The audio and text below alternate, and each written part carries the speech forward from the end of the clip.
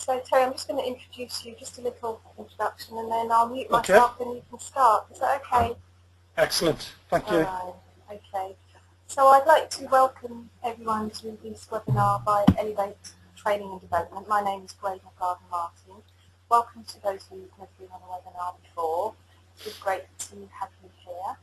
And for those of you who will be watching the recording, I hope you enjoy it. We will be recording only the presentation, and then as normal we'll have a brief discussion.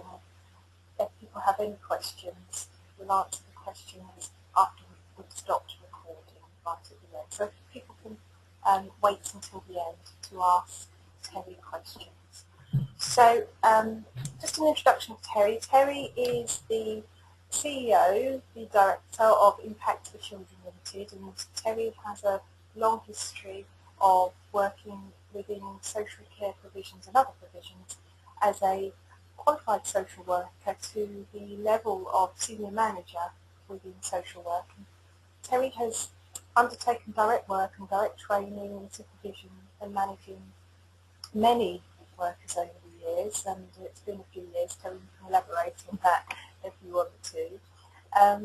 But also your theories and models around how we can get the best from ourselves and those we supervise and manage within the field of protecting children is what your speciality is, isn't that right, Terry?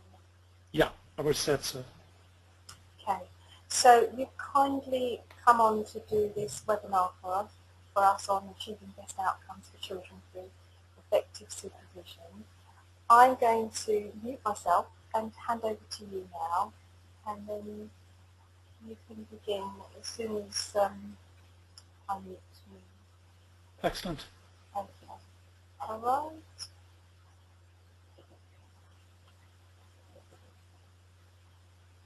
Okay. Okay, welcome everyone. Thanks, Gradle. Yeah, this presentation is focusing on how we can achieve best outcomes for children through the use of supervision. In this session, we're going to look at three things. First of all, we're going to look at the current context of safeguarding in terms of practice and the role that supervision can play within that context. Secondly, we'll be looking at the requirements of supervision in terms of what's expected of supervision, what's generally expected of supervision. And then thirdly, we're going to look at ways in which supervision can be effective in developing practitioners to meet the best interests of children. So those are the three main areas we're going to go through. So let's start with the context. Safeguarding practice at the moment, I think it's fair to say, practitioners are under considerable pressure. Their caseloads are very high. Social workers are under much greater pressure than ever before. Morale and confidence is low in many authorities. And caseloads are high. There's a lot of demand on practitioners. And this is all within a context by which resources are reducing. Not just within children's services but across all the partner agencies and those organisations that would normally support safeguarding plans. And expectations are increasing.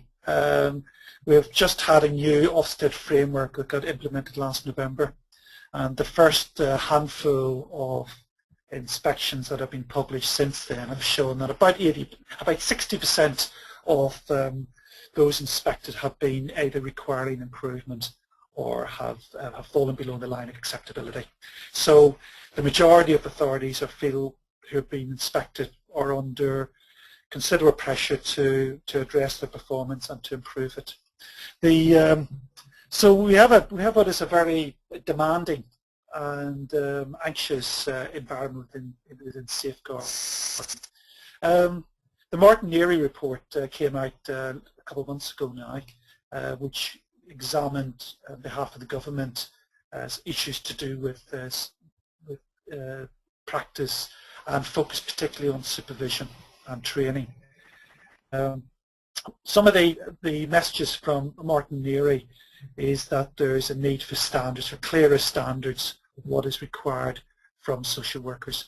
There's currently two sets of standards, one by the HCPC by which people are registered, and then the College of Social Work and the Social Work Reform Board have come up with a set of 9 competencies, capabilities should I say, and they should be brought together. Myriad's report has suggested that reinforced the idea that safeguarding requires that supervision is essential within the context of that. And that managers face a massive lack of time, and they have great difficulties fitting in supervision. This is something that most people will be familiar with who are working within safeguarding services.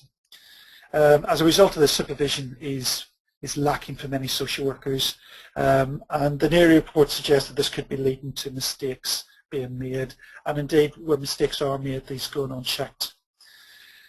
In the context of complex cases, and we'll talk more about that in a moment, there's a requirement for in-depth manager consideration. Continuing on, final bit about context. We've already talked about the levels of pressure and stress that are under practitioners. What kind of impact can this have on the quality of practice? There's a number of kind of elements I want to just highlight here. One of the most obvious ones is that stress, pressure, the sense of being overwhelmed will result in high sickness, high stress, high levels of demoralization. This can have a direct impact on how social workers go about their work. The requirement to be flexible, creative in their thinking is going to be seriously compromised by any stress or pressure on practitioners. The high priority to be proportionate and balanced, to be flexible in our thinking, to view situations in a fresh and objective and professional way. These are all principles that can be compromised and undermined by high levels of stress. There's also a tendency when people under stress to become defensive, less able to take things on, less able to take on practice which is less certain and less rehearsed. This leads to people being risk averse. All creative thinking and all reflective thinking requires some level of risk. It's about stepping outside the obvious, stepping outside the box a bit. And this involves taking some risks, being open, being confident, and able to do that, and not feel as though if anything goes wrong, you're going to be seriously criticised or in big trouble. While under stress and pressure, people tend to become much more safe, play much more safely, which is unlikely to produce best outcomes. Engagement with families will also be affected by high stress, high levels of pressure, demoralization, and feeling overwhelmed. This particularly is true of difficult families, families who are particularly challenging, or families that are particularly difficult to engage with. And the tendency for some practitioners will be to focus more on the families that are a bit more accommodating, a little more easier, pleasant to work with, which is clearly a risk factor in terms of children in more difficult to engage families. There can also be either an over-reliance on managers or an under-reliance on managers, and either of these are a potential danger area. And a good relationship with a manager would involve the practitioner having a sharing key information, seeking direction from the manager, and as we'll see within supervision, offering support and guidance. When under pressure, there can be a tendency to expect the manager to make too many decisions, which really kind of disconnects the practitioner role in observing, planning, and influencing the process of a case. Or there can be under involvement, under reliance on managers, where some practitioners will actually become evasive and may even avoid their manager in extreme situations because of the potential pressures, extra pressures that could put on them. These are danger zones in terms of safeguarding practice. And under pressure, one of the other things people do is they find security in straightforward tasks and processes. There's been a lot of talk since the Monroe report and leading up to the Monroe report on practice being too process task driven rather than focused on the outcomes of children. but tasks, activity, processes have a great safety to them. And when under pressure, there's a tendency for some practitioners to treat that as a stable rock to work around. And finally, but not last but not least, is that when under pressure, misjudgments and oversights are more likely to take place. So this is some of the dangers that the current environment can throw up, and which supervision needs to be considering and addressing. So let's have a look at some of the components of supervision, some of the requirements. Generally speaking, it's considered to be 90 minutes every 4 weeks. As we saw with the NERI report, that's not what many practitioners experience. However, that is 4 weekly for 90 minutes is considered to be the best practice. And more often during a worker's early years or whilst on probation period. It's fair to say that with an average caseload of, say, 15 cases, 15 children, 90 minutes per month is about 6 minutes a case on average. Clearly that 6 minutes a case is insufficient to have an in-depth discussion. And a significant amount of supervision actually takes place in an unplanned, ad hoc way. This is where a team manager will wander past a practitioner's desk and will be engaged in a discussion about a case, which could go on for some time. The next requirement of supervision is that all cases are discussed and progressed. As we already suggested, the time available to talk 15 cases is very, very limited. It should be a record of all supervisions, both on a supervision file held by the worker and also on the recording system, on ICS or whatever recording system the office is using. The supervision should be looking at actions which have been agreed from previous supervisions and ensuring that these have been followed through. It should ensure continuing professional development with annual appraisals. I'll talk a little bit more about that in a minute. It should consider the size of practitioners' caseloads and whether those are realistic, and leading to whether a worker can be expected to produce best practice given the size of the caseloads. High caseloads, again, potentially can reduce the quality of all work. Supervision needs to offer direction and guidance. A fairly obvious one, but one of the things that NERI report has highlighted is that often doesn't happen. And workers often feel isolated and on their own. And supervision is to ensure key activities are undertaken, and this includes procedures, policies, key expectations of the organisation are met. And performance and conduct issues would also be addressed through supervision. We'd also offer monitoring and support to the worker. So what do practitioners want? There's 4 areas here that most practitioners are asking for from supervision. The first one is regarding support.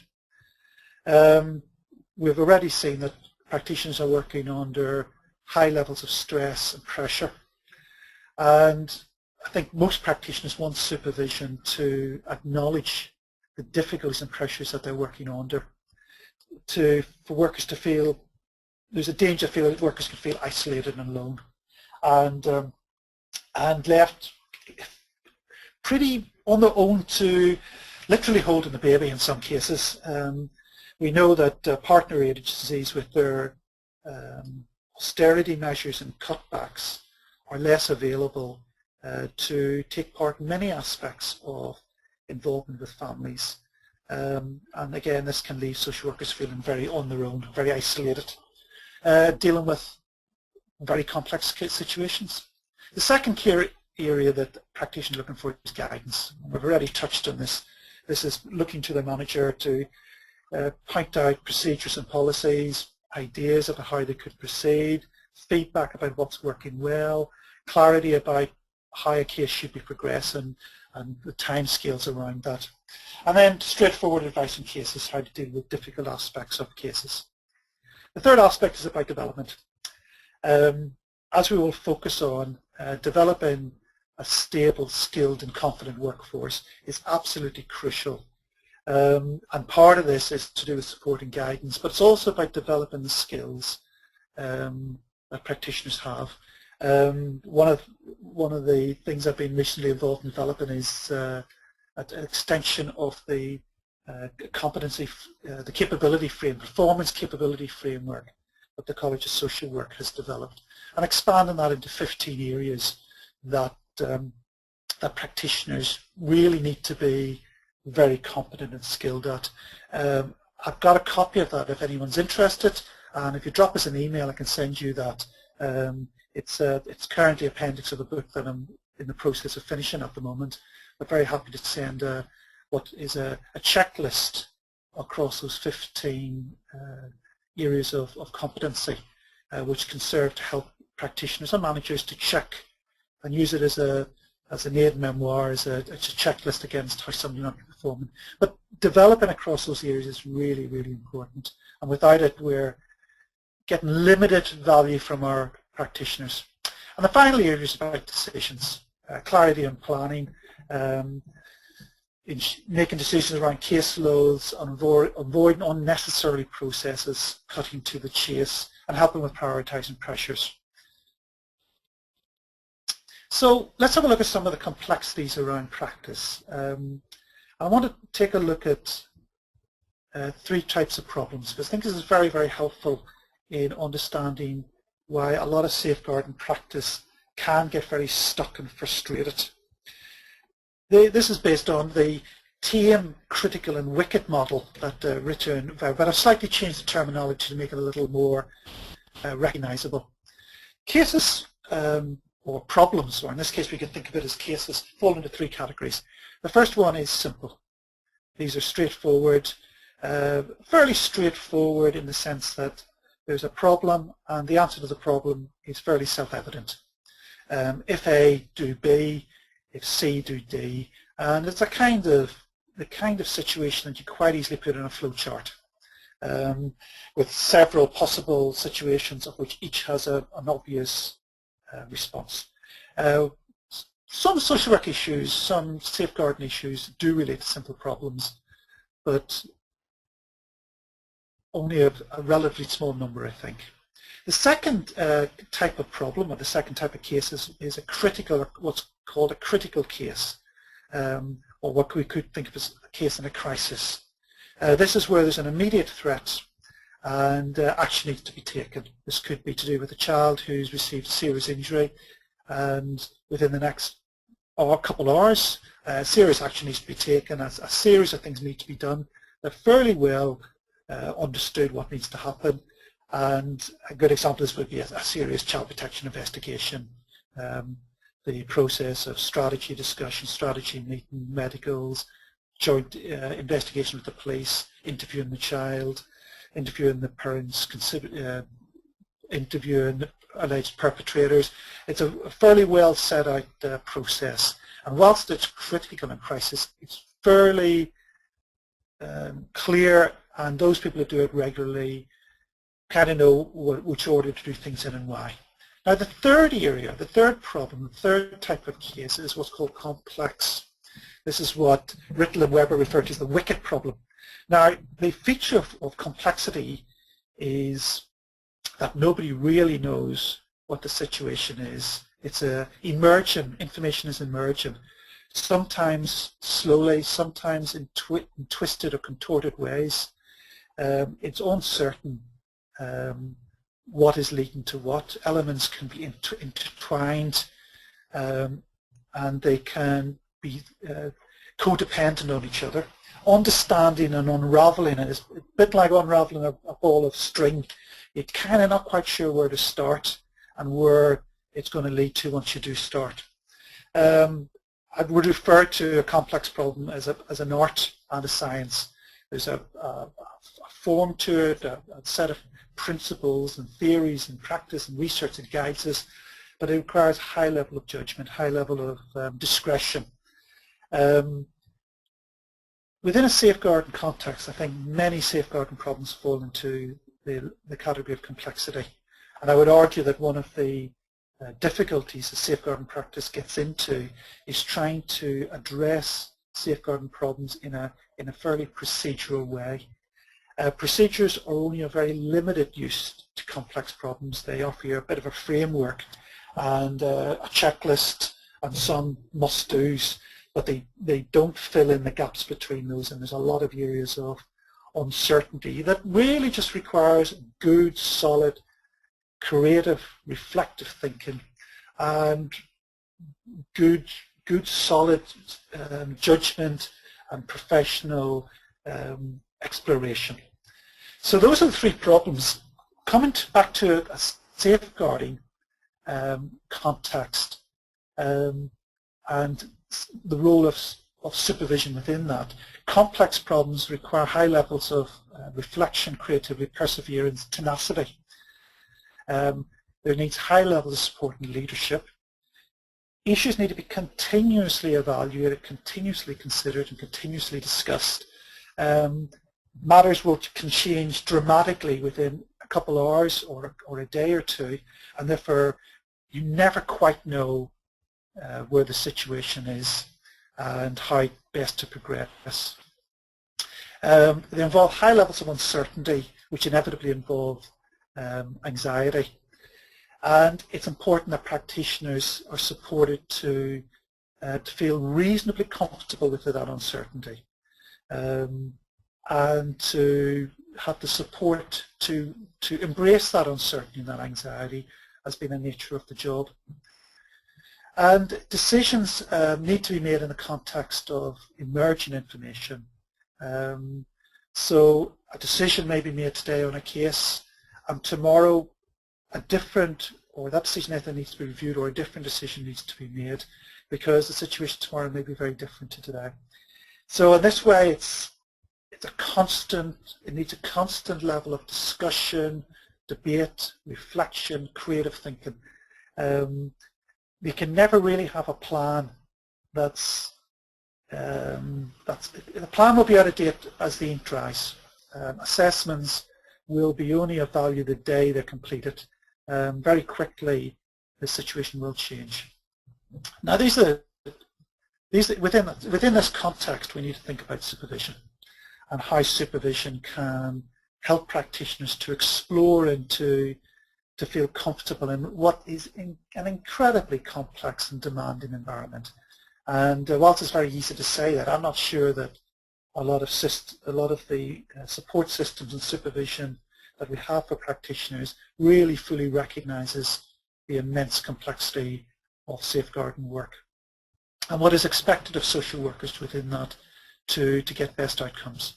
But let's have a look. We're going to examine three things that supervision can focus around which will achieve best outcomes. The first of this is clear planning. In all cases, it's really important that through the supervision relationship there's an understanding of the family and an impact on the child. This is obviously going to come from a number of information sources and be based on the meetings with the family and how the family change over time in terms of their commitment and in terms of how they're seeing the problem, how they're accepting responsibility and accountability for the problem, and how they're committed to addressing it. But we need to be understanding of the family. And the impact on the child is crucial. Absolutely. Now this cannot be overstated, and much research and many serious case reviews and Ofsted inspections underline the fact that we are not working with children sufficiently. If we can understand the impact on the child, I think we're going to be a lot closer to understanding what the problem really is and how to move forward. And in conjunction with in working closely with the child and understand the child's experience and feelings and views, I think we get a much clearer idea as to whether intervention is working. If the child is happier, it's a fairly good indicator that the approach we're taking is working. Now you won't find that in any management performance indicator, but the fact that the child feels safer, is happier, better cared for, this is a very strong indication that the situation is getting better. And if the child is equally unhappy, anxious, nervous, traumatized, then it's a fair indication that what we're doing in terms of intervention hasn't at least worked yet. It may be in the course of working. So this is important that the clear planning is constantly reviewing this. The root problem, I use the term root problem to refer to the fundamental thing that's causing the child to be harmed. Examples of root problems would be a parent being in a violent relationship. That is a root problem. An example of a root problem would be a parent who has mental health problems that aren't being properly treated or controlled. An example of a root problem would be a parent who has a substance abuse problem. And another example would be a parent who has learning disabilities or emotional difficulties. These are the kind of root problems. There's not very many of them. There's probably only about 4 or 5 of them. And they fundamentally lead to most children who are in danger. In order for clear planning to work and to address the needs of children, these root problems have to be shifted. So a mother who's reliant on alcohol, that has got to change. If that does not change, it is highly unlikely that the child is going to be safe unless alternative carers are stepping in and protecting and ensuring the child is safe and well. And it is the root factors that lead to risk factors. So it's very important that we understand that and have clarity around that. Evidence of progress to address these root problems and risk factors. If we haven't got progress, we're doing a lot, but we may not be getting anywhere. And one of the great sadnesses of a lot of safeguarding practice, and I've been involved in many audits of cases where I've seen thousands of hours being put into a family over maybe a year or two, and the sad reality of the situation sometimes is that there isn't much evidence to show anything's progressed. And that is both tragic in terms of the fact that the child is in equal harm and equal danger than they were at the start of the intervention, but also the amount of resources that have gone in there to no outcome, or no significant outcome. So we really need to be tracking progress, and if progress isn't being made, action needs to be taken. There we go. And that may include taking legal action. But if a plan is being implemented and not making a difference, it may be more simple as simply re-looking at the plan and re-engaging parents in the plan, maybe re-explaining why this is important, and maybe finding different ways to achieve it. I think Einstein once said that the definition of insanity is doing the same thing over and over and over again and expecting a different outcome. If we do the same thing over and over again, we're probably going to get the same outcome. So if it's not working, I guess the rule of thumb is change the plan, do something different. Okay, let's look at the second area. And this is development, we've already touched on this. This is develop skilled and confident practitioners. This is a crucial part of supervision. And if this can lead to workers having more skills, having more confidence, feeling more able to go out there and engage with families, we have made a significant improvement to the likely outcomes for children. Detailed appraisals, as I've already said, if emailed, I'm happy to provide a checklist which might help people as a framework around an appraisal. The problem with most appraisals I've seen in many authorities is that they don't have a skill framework that relates to what we're looking for from practitioners. They're very often based on corporate priorities. We need to have a very sharply focused skill set that we need from our social workers. For my money, I can find 15 of those, and they're based on the professional capability framework. There's 9 in the professional capability framework, and I've expanded 2 of those 9 into a further 8 because I think they need to be just further broken down in order to make sense to us. I'm happy to provide that. If anyone drops me an email, I'll give you information on that at the end. We need to encourage practitioners to develop their own answers and assist them in recognising areas requiring further consideration. We have got to find a way by which practitioners are much more self-reliant. They're more able to develop their own thinking on what is happening, why it's happening, an analysis of that, and what they think what they're looking to their manager to decide to support the plan. Managers simply don't have enough time to spoon-feed practitioners, and the level of support they can offer practitioners is by nature of the number of hours in a week very limited. So we need to be developing, spending good quality time with practitioners, coaching, developing, training them, and giving them the confidence to be much more self-reliant. And then the manager is in a much stronger position to add further value to that.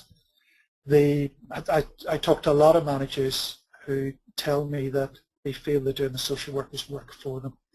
And that means that we're losing a level of double interrogation of the facts. We need the practitioner to be out there with a set of views, and the manager to be able to challenge, support, reinforce those, and draw out further issues that need to be explored further. Part of developing skills and competence for the practitioner is manager needs to give direction, and needs to be focused on some results in terms of progress on cases, meeting timescales, perhaps for court or a child protection conference or a LAC review. But also alongside that, it needs to be encouraging the practitioners to discuss and explore issues. And this is more around the kind of, perhaps a more coaching, enabling style of management. And this of course helps with the earlier point of developing the confidence, encouraging practitioners to take on more of the thinking themselves and more of the analysis. And then in order to develop the skill and confidence of practitioners, we need to find ways to overcome the stress, anxieties, and feeling of overwhelm. Social workers must be feeling emotionally in control and able to come to work in the morning feeling with some sense of energy. And it's important that the supervision relationship gives workers that, explores strategies to do that. And the final issue here is about good feedback to practitioners, to highlight good practice, to be able to say to them, that piece of work was really, really good because you did this and this and this, and I really liked the way you did that. I thought that was really, really good. And to highlight that. And in terms of feedback, to be able to help the worker to say, well, you know, what you did there was great, but if you'd done a little bit more of that, the outcome might have been better. And you know, from a positive point of view, offering feedback, reinforcing good practice, and encouraging, energizing the worker to build on that. Okay, the third thinking around how supervision can achieve best outcomes for children is around the structure of supervision. As I've already suggested, 90 minutes every 4 weeks, if it were to happen, and as we have heard from Martin Neary's report, it doesn't happen nearly enough, and most people in most offices would confirm that. But even if it's happened 90 minutes every 4 weeks, it only leads to 6 minutes per case. And by the time an episode is opened on ICS, even the most cursory discussion is going to need more than 6 minutes. So we've got to really rethink how we're working together, because we can't rely on that. That precious 90 minutes every 4 weeks. And I'm not saying that shouldn't take place. Clearly it's a very important event each month to base all of our discussions around, and maybe a time to reflect the discussions we've been having over the last 4 weeks with that worker as managers. We need to be identifying cases that require significant discussion. In most case loads of say 15 cases, for most workers there's several of those cases that are a real headache at any given time and require a real in-depth look in order to find and explore ways to break out of the maybe the stuckness or the lack of progress, or the levels of danger and risk a child might be in, and how we can reduce that in the immediate terms, but also address a plan that can reduce it in the longer term. And that's never going to be done in supervision sessions, even with 90 minutes every 4 weeks, and that needs additional sessions. And we need to be considered how managers are balancing ad hoc discussion with formal supervision. The day-to-day informal or ad hoc discussions on a case are incredibly important to the planning of cases and giving workers and practitioners immediate guidance and support based on what might have happened that very day. The problem with ad hoc is that it often isn't recorded, and therefore the discussions are often forgotten. They're often not, managers may often forget that they've had them. They're not going on to ICS very often, and there's less likely to be an opportunity for a manager to come back and review and say, how did you get on with that? We agreed you were going to do A, B or C, and how did that work in practice? But it is still very important, but we need to find a way in which these informal discussions become a bit more formal, so that A, they're recorded, and B, they become more useful, both from the planning process and for supporting the worker. Time is very, very limited, and we've got to be focusing on what is most purposeful. The Pareto principle people might be familiar with, sometimes referred to as the 80-20 rule, suggests that 80% of results can be achieved with 20% of the effort. Or put slightly different, a relatively small part of what we do has a massive benefit, and the remainder of what we do will have a ever-reducing product. So we've got to be focusing, when we talk about supervision, I think we've got to be thinking about what elements of that are the most productive, which are the bits that really offer the support, the guidance, the planning, the ensuring the best outcomes for children, and to really focus on doing a lot more of that. And that is the end of the presentation. Okay, so hand back to Grace.